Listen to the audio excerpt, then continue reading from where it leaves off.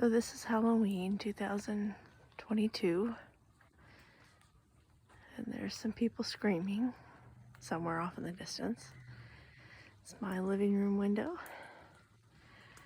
and my porch with my neighbor's little jack-o'-lantern. Let me move forward here and we'll tell a tale about this porch later in my apartment, but I was able to find last year a purple Jimmy, and that's what I've put in the cauldron to make that pattern on the ceiling. And I got a little timer light in my lantern stand and a self-turning off and on bulb here in my porch light, and was looking at, I don't see him now, but he's got webbing that's left here, but all through the month there was a big spider that took up residence right there at the top of my tree, but I don't see him now. I've gotten a little tied up here, but let me untangle him. Yeah, there's some people really screaming over there. So somebody is chasing some people. And of course Halloween is tomorrow night, but I have to work. And oh, here we go. My weeping willow, just like my orange tree, but it's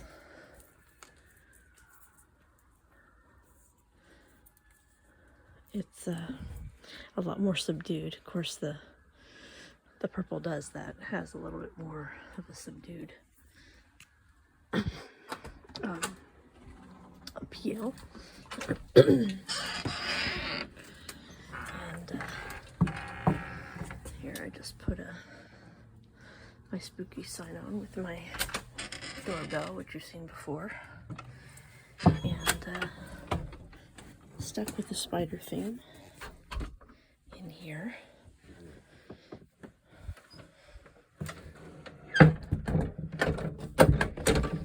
And going up the stairs, I've got my purple spiders and my candelabra. I can't really turn on the lights. There's some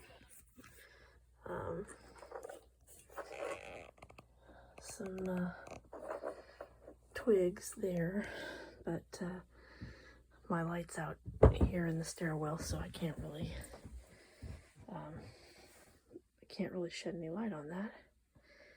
But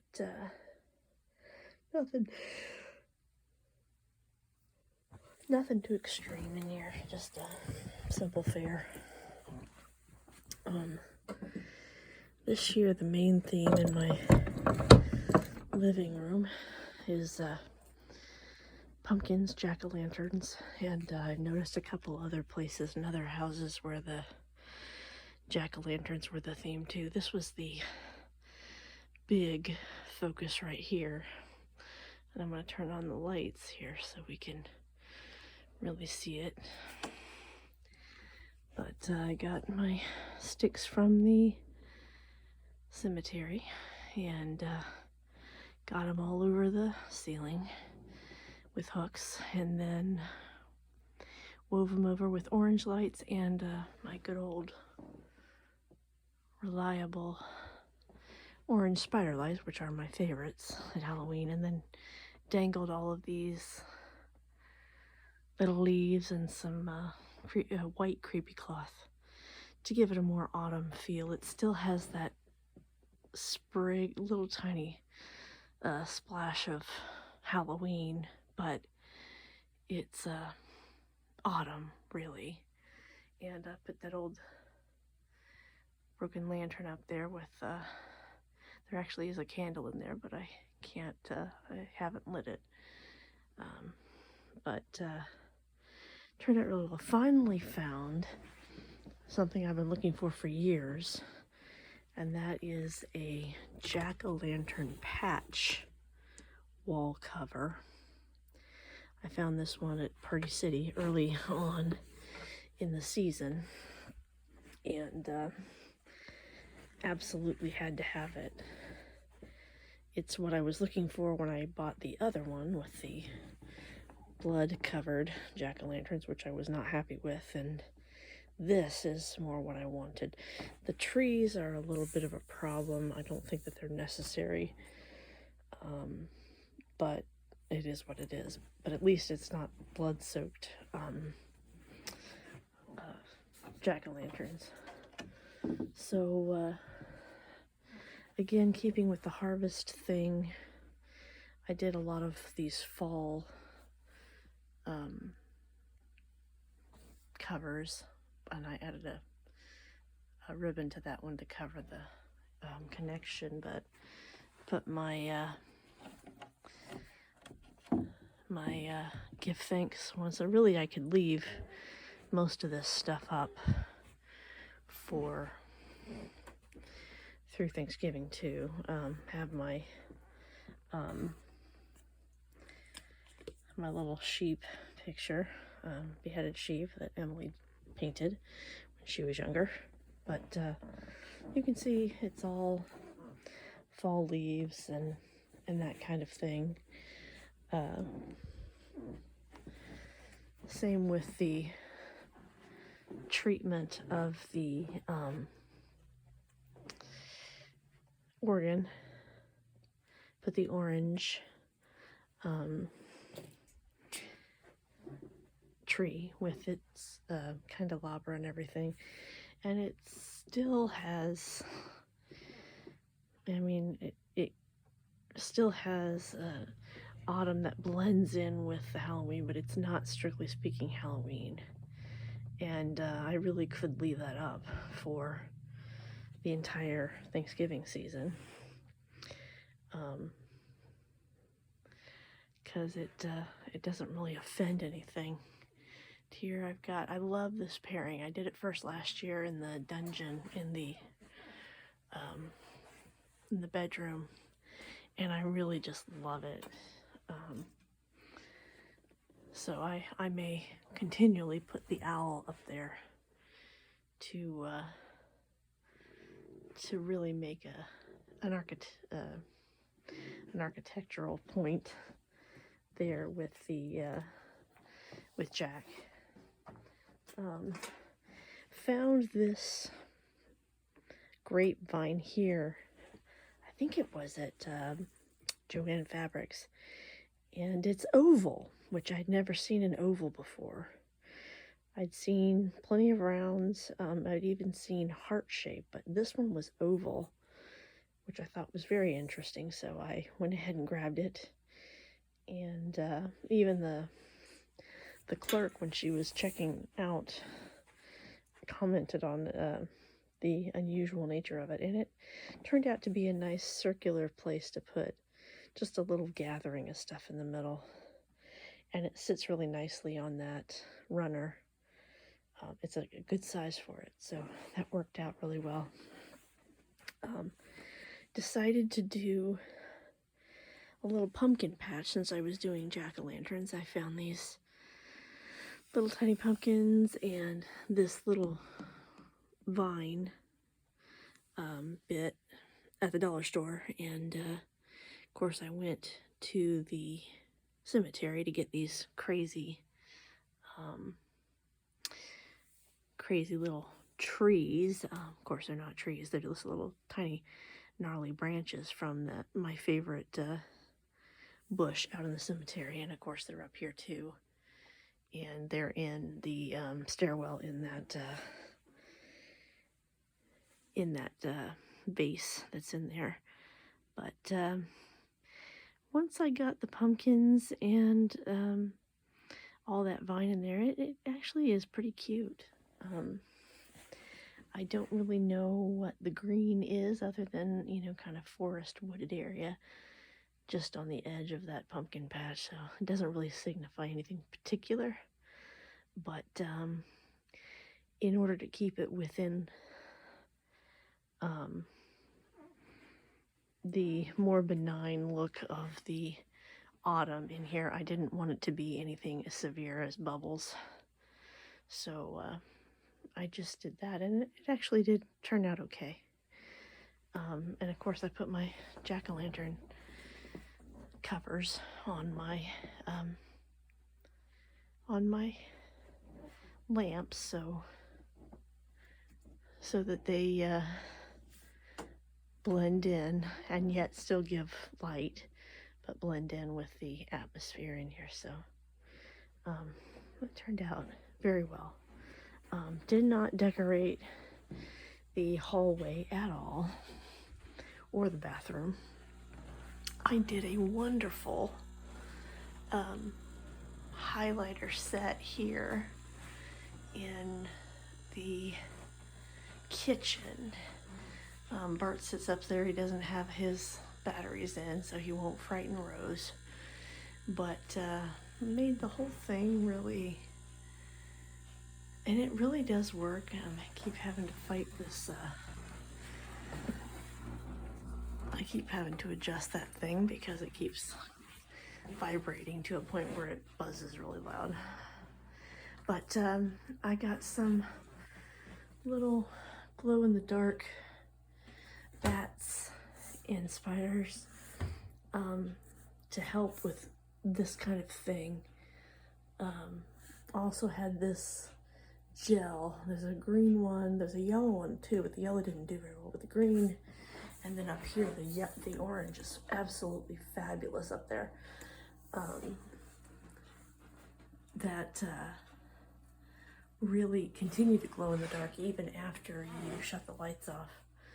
But had the plasma ball up here, which isn't as vibrant as it once was, but you know, it's a nice little jumble of different things, and yeah, it works really well. And I had the other anatomy thing up there, but then it was too much. It didn't work, didn't look right, so I took it down, and it looks much better with just the two, and then the skeletons, the big one and the little one way up here, who's helping to hold the bats up. And it really turned out well. And of course, Boiling Wrath is right there. I was gonna get new labels for them, but my computer has gone on the fritz and it won't turn on, and I don't have, apparently, those files on a flash drive, so I was not able to get to the file to reprint labels, because a lot of them got water damaged and needed to be replaced after the last time that I used them. But we'll have to do that another time when I can finally get something going. And then maybe, because like the full moonshine is sealed over so that it's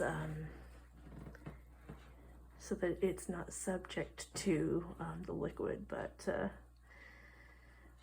we'll work with that in another year.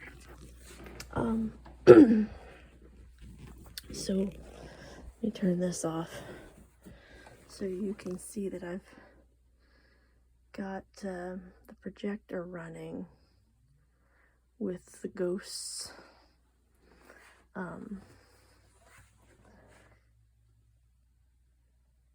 from Ghostly Apparitions. It's actually aiming at the door, showing all the little ghosts, and they're kind of, some of them are in the middle, so it's kind of catching right at that door. It's blocking some of the